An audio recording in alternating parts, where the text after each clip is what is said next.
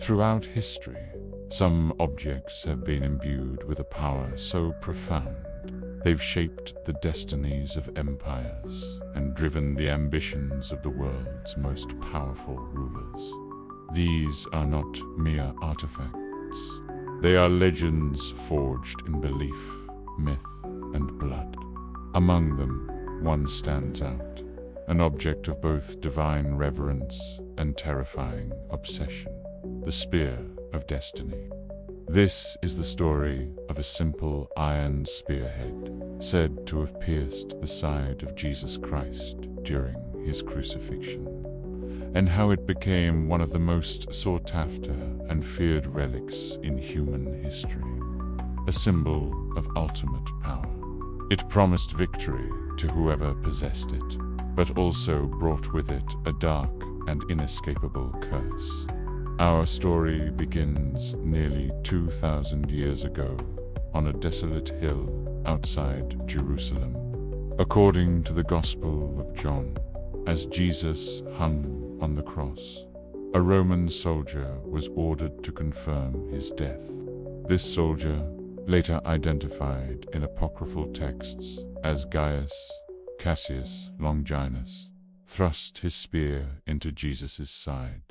At that moment, the Gospel tells us, blood and water flowed from the wound.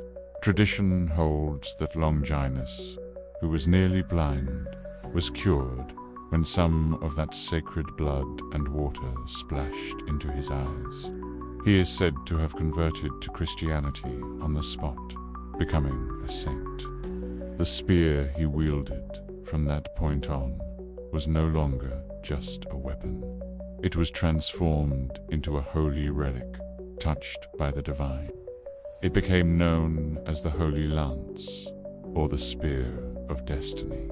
Bam! So began its epic and bloody journey through the annals of time. A journey that would see it pass through the hands of saints, emperors, and tyrants. Early legends trace the spear to the hands of leaders in the early Christian world. It's said that Saint Maurice, leader of the legendary Roman Theban legion, carried it into battle. His legion, composed entirely of Christians, refused an order from Emperor Maximian to persecute fellow Christians, and were martyred as a result. The spear, a symbol of their faith, was saved and passed on. Its legend truly begins to take shape in the hands of one of history's most towering figures, Constantine the Great, the first Christian Roman emperor. It's said that Constantine possessed the spear at the pivotal Battle of the Milvian Bridge in the year 312.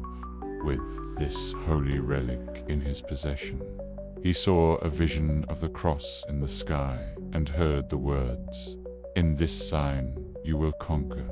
He won a decisive victory, unified the Roman Empire, and moved its capital to a new city he named Constantinople. He believed the spear was the source of his divine mandate to rule. From Constantine, the spear's journey becomes a thread woven through the tapestry of European power.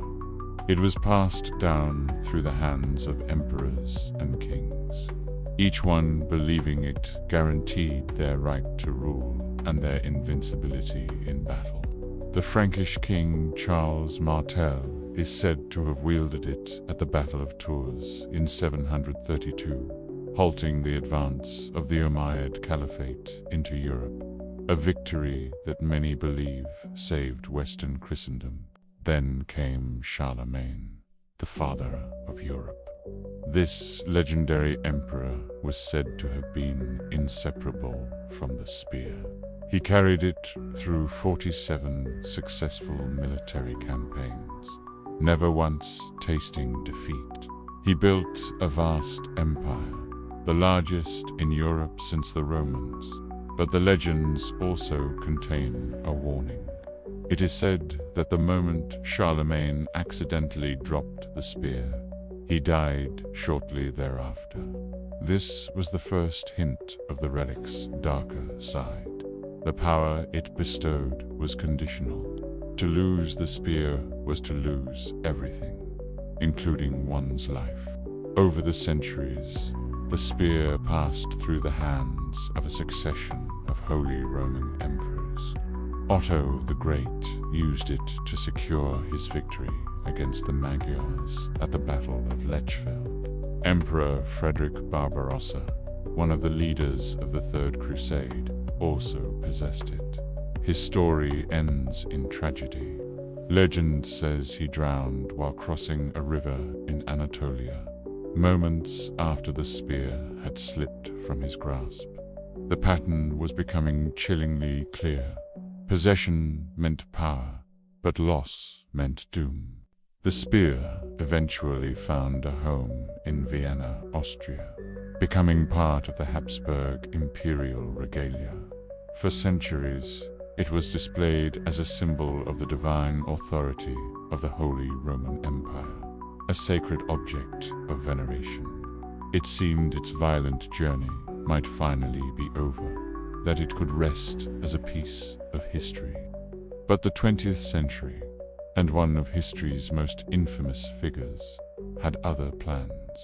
In 1909, a young, struggling artist wandered into the Hofburg Museum in Vienna. His name was Adolf Hitler. There, he saw the spear of destiny for the first time. He later wrote of the experience, describing an almost mystical trance. He felt that the spear held the key to the world's destiny, and that it was his destiny to possess it. He became utterly obsessed. For him, it wasn't just a Christian relic. It was a symbol of absolute power, a key to unlocking his own ambitions for world domination. When Hitler annexed Austria in 1938, one of his first orders was to seize the Habsburg treasury, including the spear. He had it transported under heavy SS guard to Nuremberg, the spiritual heart of the Nazi Party. There, he enshrined it in St. Catherine's Church, believing it would ensure the victory of his 1,000-year Reich. For a time, it seemed the spear's magic was working. Nazi Germany swept across Europe with terrifying speed. Hitler, like Charlemagne before him, seemed invincible. But the tide of war eventually turned. As the Allies closed in on Germany from all sides, the spear was moved to a secret vault deep beneath Nuremberg Castle to protect it from the relentless bombing raids. The end for the Third Reich was near. The final chapter of the spear's wartime journey is shrouded in dramatic, almost unbelievable coincidences.